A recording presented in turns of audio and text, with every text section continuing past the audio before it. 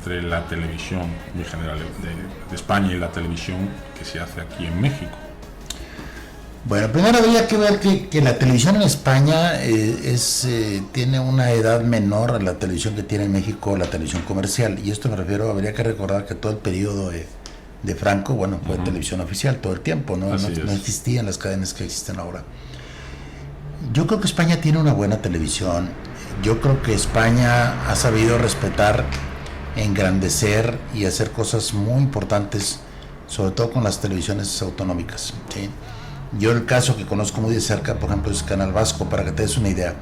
Canal Vasco llegaba a tener solamente el presupuesto de Canal Vasco, era el presupuesto de todas las televisiones de México, las estatales, juntas. Wow. Sí.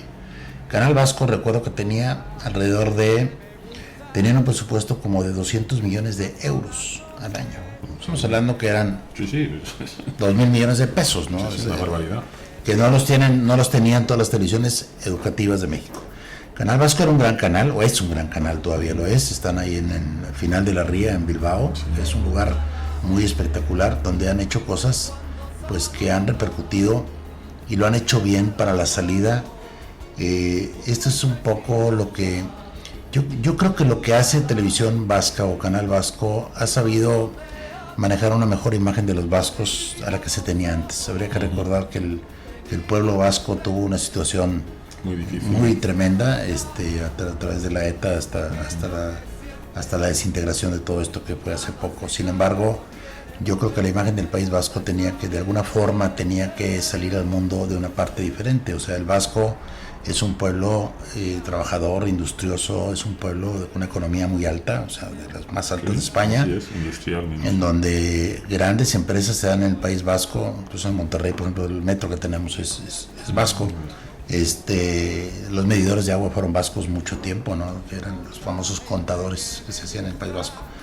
Pero Canal Vasco o las televisiones españolas, sobre todo, y la que conozco bien era la gente del País Vasco, hizo muchas cosas para que la gente tuviera otra imagen de los vascos. Y sobre todo lo logró bien en América del Sur, que es donde más se consume la parte de los vascos. Habría que recordar que en México no hay tanto vasco, pero sí en la parte de Argentina, que está lleno, está Uruguay, Paraguay, todas esas partes, funcionaba bastante bien la televisión y lo hicieron bien. Entonces, había que tomar lo mejor que hacían ellos.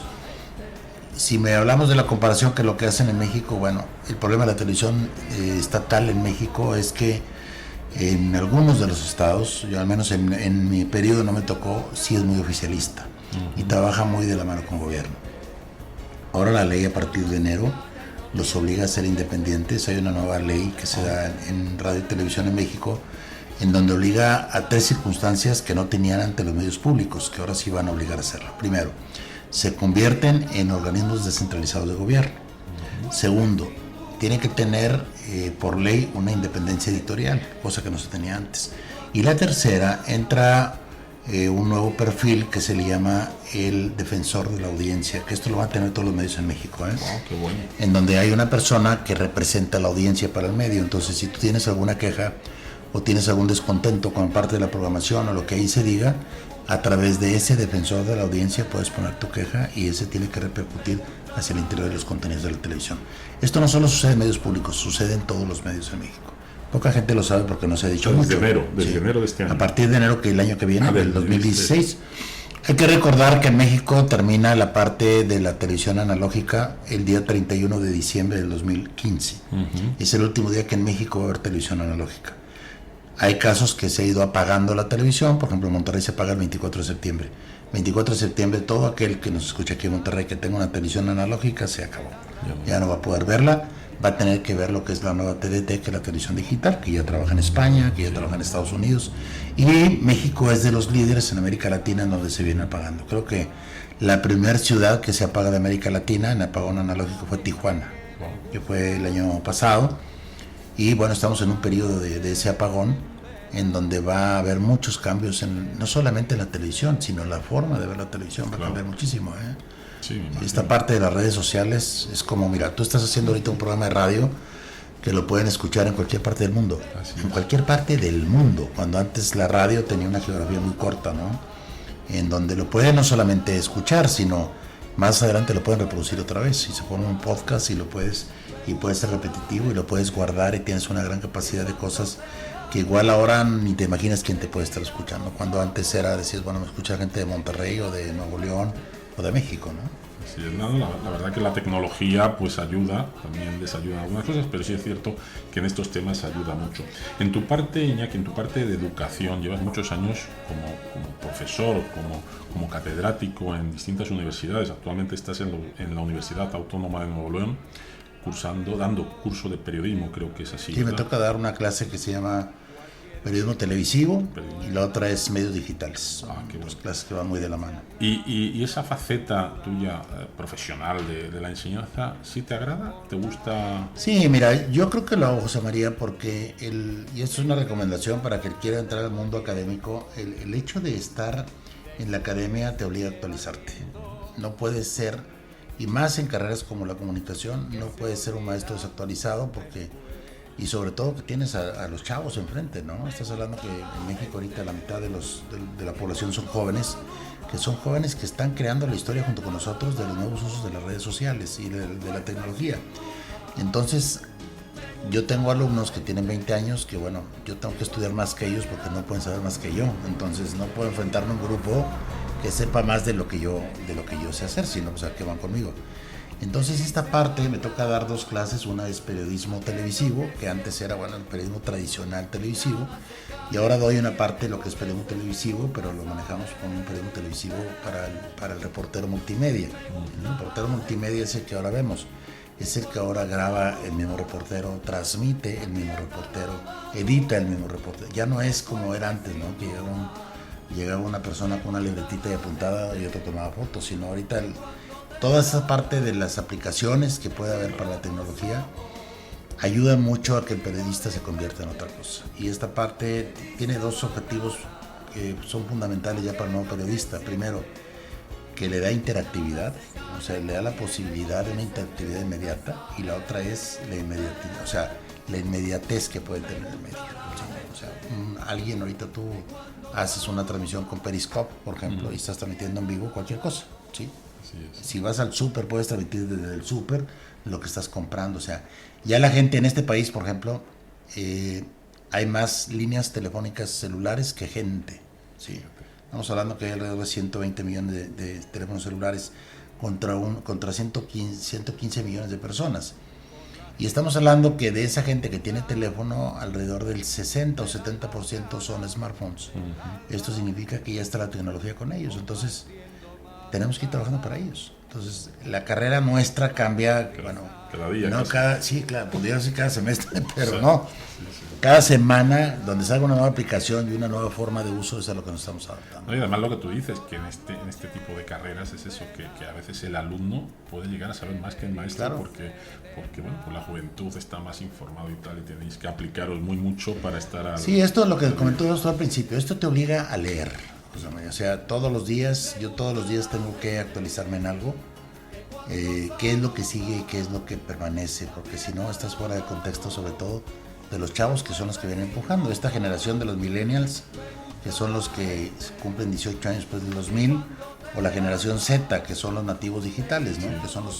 Que son los niños que ya van a la escuela con el iPad o con la tablet o con el teléfono, o con que ya su libreta se convirtió en un artículo electrónico. Ok, otra de tus funciones que haces, eres miembro del Consejo Consultivo, ¿verdad?, de la Red Nacional de Televisoras Culturales, ¿no? Así es. Y en eso entra, y perdona mi ignorancia, lo que es Mexicanal. No, ahí son dos trabajos diferentes. Mira, a mí me tocó ser por 2 periodos presidente nacional de los medios públicos. Okay. Estos son más de 50 sistemas de radio y televisión del país, donde está, pues de México está Canal 11, el 22, está Red Educación, etc. De Nuevo León está TV Nuevo León, está la Universidad Autónoma de Nuevo León con su canal de radio y televisión, y así cada estado tiene sus medios públicos. Esto hace una red que se juntan, y yo fui presidente de ellos en 2 periodos. Además, he sido el único que ha sido en 2 periodos presidente de la red. Y eso me obliga, o me da la oportunidad, más que me obliga, yo creo que es una gran oportunidad, de pertenecer al Consejo Consultivo de la red. O sea, tengo una gran injerencia todavía en la red en cuanto a una participación de eso, ¿no? De participar, no es una injerencia política ni nada. La parte que manejamos de Mexicanal es un canal que me toca a mí asesorar para Estados Unidos. Eso no tiene nada que ver con la red. Okay. Es un canal que transmite para mexicanos en Estados Unidos. Es una LLC en Estados Unidos para quien trabajo. La base está en Atlanta, el canal está en San Luis Potosí y mi trabajo con ellos es, soy como el conseguidor de la programación. Ellos me llaman el Senior Advisor, que es como el asesor principal para contenidos y programación para Estados Unidos. ¿Qué es lo que hacemos con ese canal? Se llama Mexicanal. Solamente se puede ver en medios de paga en Estados Unidos como DirecTV, Comcast, Time Warner, etc. Y es un canal que está hecho en México, que no se ve en México, se ve en todo Estados Unidos y está hecho para mexicanos que vivan en Estados Unidos. Entonces lo que hacemos es conseguir programas, hacer convenios de participación para que los programas de México los vean nuestros paisanos en Estados Unidos. Habría que recordar que, o poca gente lo sabe, el 95% de los mexicanos que viven en Estados Unidos no conocen el DF.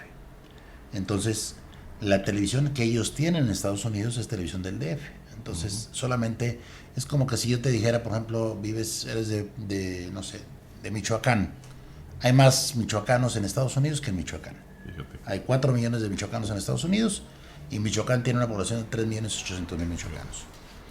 Pero esos 4 millones que se fueron de Michoacán a Estados Unidos no conocieron nunca el DF. Entonces tú de repente ves noticias donde habla de Iztapalapa o sea, de las cosas que no conoce la gente. Lo que transmite Mexicanal son programas de Michoacán, de Morelia, de Pátzcuaro, de Santa Clara, del Cobre, ve programas de Guanajuato, de Jalisco, de Quintana Roo, de donde son los paisanos están ahí. Entonces me toca hacer ahí con ellos el asesor. Qué bueno. Tengo trabajando con ellos ya pues 10 años también. 10 años. Y además que hay una comunidad, si lo decimos, que son cerca de 30 millones, creo que son 28 millones en teoría de mexicanos así que hay en Estados Unidos, por lo cual es un... Y este canal llega a 10 millones. A 10 millones, pues es importantísimo. Y fíjate que también, pues una de las cosas que yo creo que debes sentirte muy orgulloso, yo sé que así es. En el año 2010 te dan un reconocimiento el gobierno de España, en este caso en manos del rey Juan Carlos I, que estaba en ese momento, ahora mismo ya tenemos a Felipe, la condecoración de Cruz de Oficial de la Orden de Isabel la Católica, ¿no? Así es. ¿Por qué te entregan esa medalla en reconocimiento por tu labor como español, como ciudadano? Yo creo que, yo agradezco mucho y me sentí muy emocionado desde el día que recibí la carta del embajador para estar dispuesto a recibirla, que era un nombramiento que da el rey. Yo creo que fue toda la participación que tuve en esta parte cultural entre España y México cuando yo fui director de la televisión.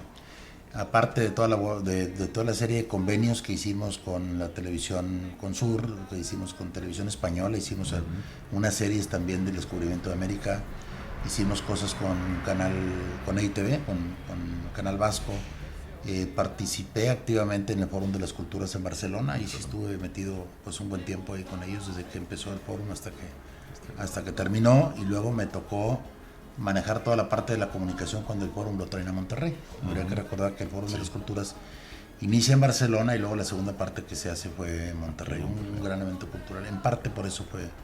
No, y además este reconocimiento, si te puedo decir, y sé que es pues por también promover la cultura entre los países iberoamericanos, en este caso latinoamericanos, y yo sé que es justo y merecida la condecoración que te hicieron entrega. Además yo tuve la suerte de estar en esa, y la verdad que pues, muy es que pasa que otro tiempo, José María, y se me estaba como en el año 2000 más o menos, yo estuve presidiendo una asociación de canales iberoamericanos, donde había canales de Panamá, Costa Rica, había canales de España, ahí estaba la gente de Sur, ahí fue donde conocí a la gente de Canal Vasco también. Había canales de España, estaban alrededor de 4 o 5 canales de comunidades autonómicas de España y un gran número de canales de Latinoamérica, en donde hicimos una gran cantidad de convenios y una serie de cosas ahí de participación, que lo hicimos muy a gusto entre todos, porque no solamente cuando impulsábamos televisión de Canal Vasco o de televisión andaluza de otras partes, lo hacíamos para México, sino para canales estuvimos haciendo cosas para Venezuela, para Argentina, para Costa Rica y para Panamá. Tenía un gran amigo mío que es un fraile dominico, él es valenciano, pero él maneja la televisión de Panamá. él fundó un gran canal de televisión en Panamá que se llama FETV, Fray Manolo.